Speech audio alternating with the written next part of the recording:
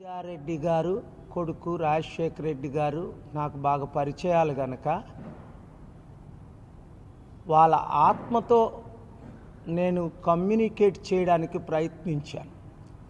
అంటే రాజారెడ్డి గారు రాజశేఖర రెడ్డి గారు ఈరోజు బ్రతికుంటే షర్మిలాని ఏ విధంగా అడ్డుకునేవారు అన్న విషయం నాకు బయలుపడింది.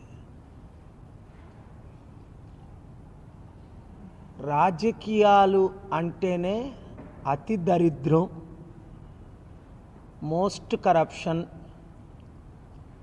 అసలు ఇంత దరిద్రం అయిన రాజకీయాలు 200 దేశాల్లో మన దేశంలో తప్ప ఇంక ఏ దేశాల్లో ఇంత డెమోక్రసీ పేరు మీద ఇంత ఘోరమైన దుస్థితికి రాజకీయాలు చేరుకుంటాయి అని నేను అనుకోలేదు. నిన్నట రోజున రాజారెడ్డి గారు రాజశేఖర రెడ్డి గారు ఆత్మ తీవ్రంగా ఘోషిస్తూ